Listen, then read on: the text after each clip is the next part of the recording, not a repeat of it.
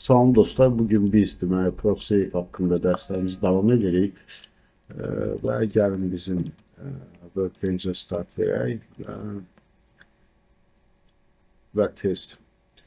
Ya da salat biz nə etmişik və simulatora start verək. Open project, open.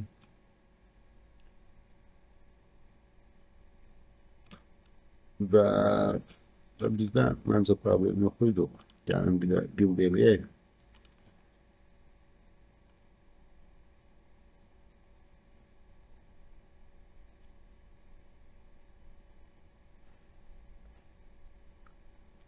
Yox, error yoxdur dostlar. İndi gəlirik debug simulation.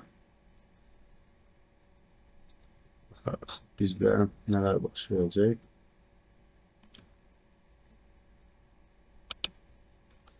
Tamam, simülasyon açıldı dostlar. İndi biz ne edirik? Biz birinci gəlin bizim tamam bu modülün üstünə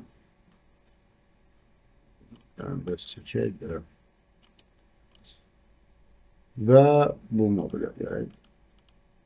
Yox, istəyirəm da ayrı çıxsın. Tamam, belə.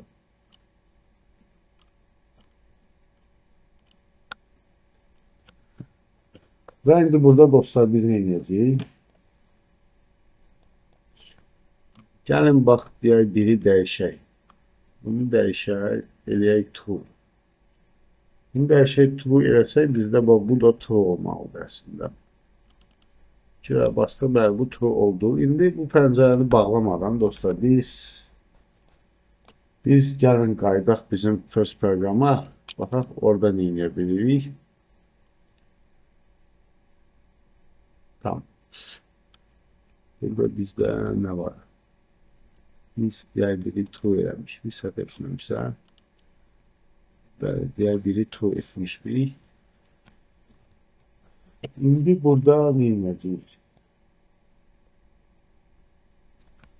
Əslində burada bu görsənməlidir. Mən bunu balaca eləmişəm. Bu yerə dəyişərdik. Burada artıq bərabərdən sonra F ya deməli yox, burada olmalıydı o. False. Çox eyibdir, burada görməm miyim? Yaxşı dostlar, indi nə edirik biz? Biz sizdən gəlin bunu dəyişək. Dəyişək, qoyaq. İki dəfə basaq üstünə görürsünüz, turdadır. Yəni, tur elədik bunu. False eləyirik, hal-hazırda false elədik. Və bizim məntiq sönməli də səhv etməmişsə, baxaq, bizdə bəli söndü. False, orada da false qaytaracaq.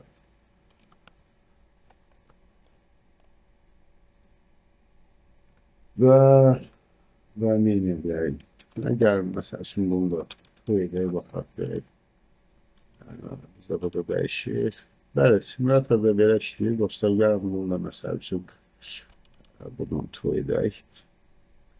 Bəli, yenə true'da qalır. Bunu məsəl üçün buradan false eləsək, yenə true'da qalır. Burada true olur və bunu da indi false eləsək, bizim məntiqimiz tam sönür.